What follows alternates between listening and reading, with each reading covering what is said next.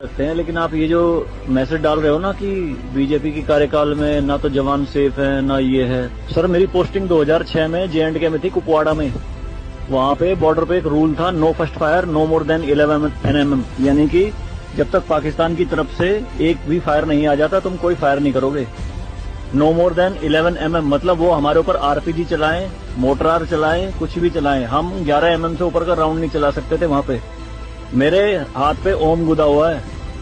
इस ओम के गुदे होने की वजह से मुझे हाथ में रुमाल बांध के ड्यूटी करनी पड़ती थी वहाँ पे।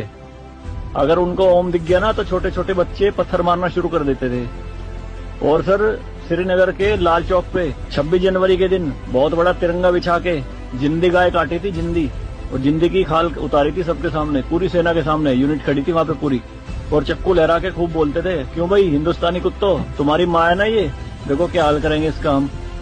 भाई कुछ नहीं उखाड़ सकते थे उनका। क्यों? क्योंकि सेंट्रल में गवर्नमेंट गंडवी थी, नपुंसक गवर्नमेंट थी।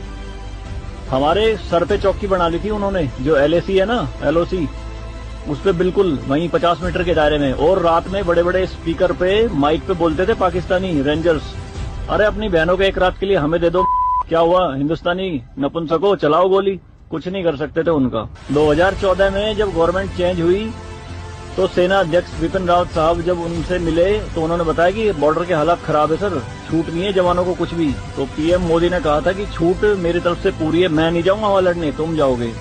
आज की डेट में आप मुझे एक भी चौकी बता दो अगर वहां ढूंढने से मिल जाए। दूरबीन लगा के देखनी पड़ती है पहाड़ों में, वो भी बंकरों में अंदर, सारी लगा दी उन्होंने तोप उड़ा के। शांति काल में आप 155 MM की बोफोर्स टाइप की तोप नहीं चला सकते, UNO का रूल है। लेकिन 2014 में ये बोफोर्स भी चली J&K में पाकिस्तान की तरफ चौकी उड़ाने के लिए। तो सर ये मत कहिए कि बीजेपी के कार्यकाल में जवान मर रहे हैं, ये हो रहा है। सर सेना के जो हाथ खुले हैं ना वो बीजेपी के कार्यकाल में खुले हैं। मैं इसका जीता जागता प्रत्यक्ष आपके सामने बैठा